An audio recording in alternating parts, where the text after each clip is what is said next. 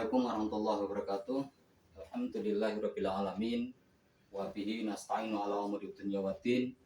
Wassalatu wassalamu ala asrofil anbiya'i wal mursalin. Qala Allah Ta'ala fil Qur'anil Karim, a'udzu billahi minasyaitonir rajim. Wa kadzalika ja'alnakum ummatan wasata litakunu syuhada'a 'alan nas wa yakuna rasulu 'alaikum syahida.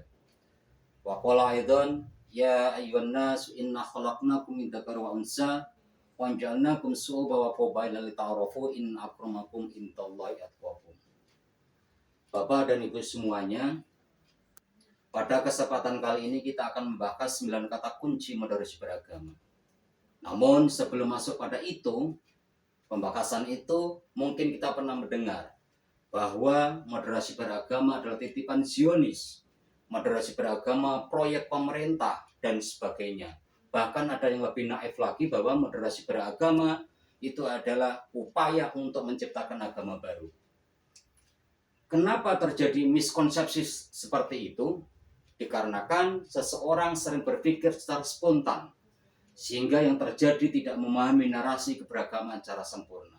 Oleh karena itu, kita perlu menyelami mental model seseorang dengan teori crocodile brain. Ada 3 tingkatan dalam teori crocodile brain. Yang pertama adalah crocodile brain itu sendiri, kemudian midbrain dan neocortex. Crocodile brain ini adalah memiliki bahaya sangat luar biasa.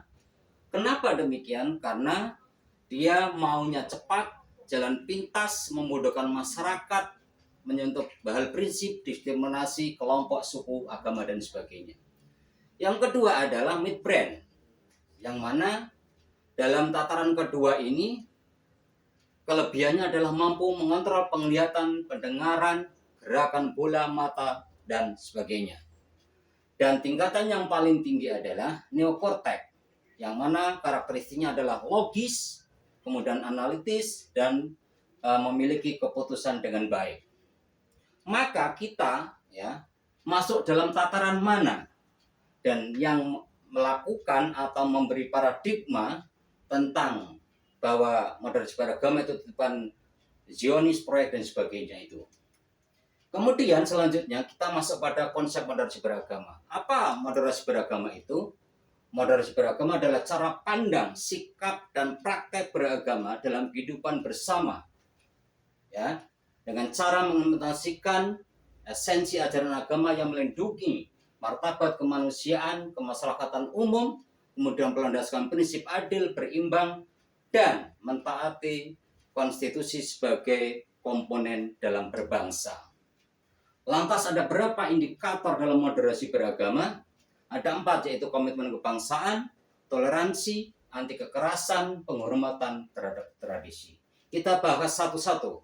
Bahwa komitmen kebangsaan yang pertama, bahwa kita adalah orang Islam yang lahir di Indonesia, bukan orang Islam yang kebetulan lahir di Indonesia.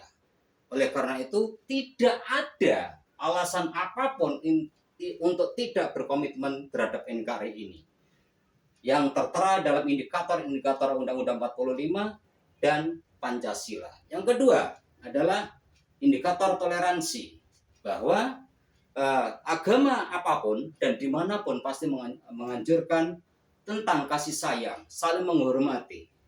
Dan indikator yang ketiga adalah anti kekerasan, karena agama itu adalah esensinya adalah kasih sayang, bukan yang lain, yaitu memartabatkan manusia dengan sebagaimana manusia. Yang keempat adalah penghormatan tradisi.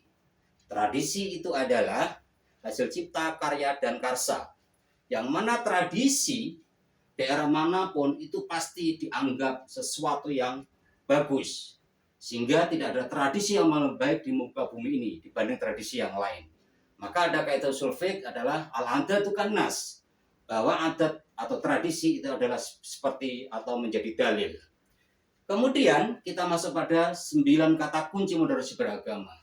Pada dasarnya 9 kata kunci moderasi beragama ini gabungan dari pengertian atau rumusan moderasi beragama itu sendiri dan 4 indikator moderasi beragama. Apakah itu? Pertama, kemanusiaan. Yang kedua, kemasyarakatan umum.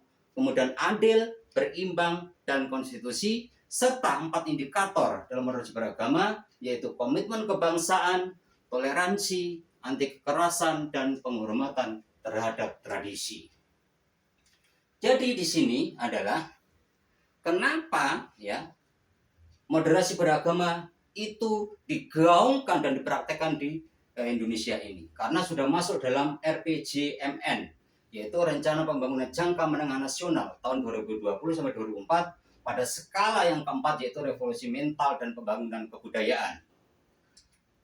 Jadi di sini arah kebijakan kenapa moderasi beragama ini penting dipraktekkan atau dilakukan di Indonesia, karena apa? Indonesia bukan negara sekuler yang memisahkan antara agama dan negara. Yang kedua, pemerintah ingin hadir dan harus hadir tidak secara dalam permasalahan agama, tetapi juga tidak menjauh sejauh-jauhnya dalam persoalan agama di masyarakat.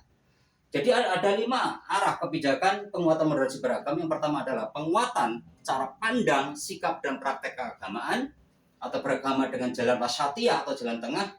Kemudian yang kedua, penguatan harmonisasi kerukunan umat beragama.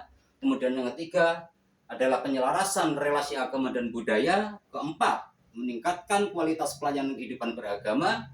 Kemudian dan yang kelima, pengembangan ekonomi dan sumber daya kemanusiaan. Oke, kemudian ya bagaimana mengaktualisasikan? Yang pertama, penguatan cara pandang, strateginya adalah melalui penyiaran agama, kemudian sistem pendidikan, kemudian pengelolaan rumah ibadah, pengelolaan ruang publik dan pesantren, serta satuan pendidikan keagamaan lainnya. Sedangkan dalam penguatan harmonisasi dan kerukunan beragama itu adalah melalui ya masyarakat harus terlindungi hak sipil dan hak agamanya, kemudian para tokoh secara kolaboratif mampu memainkan peran dalam masyarakat.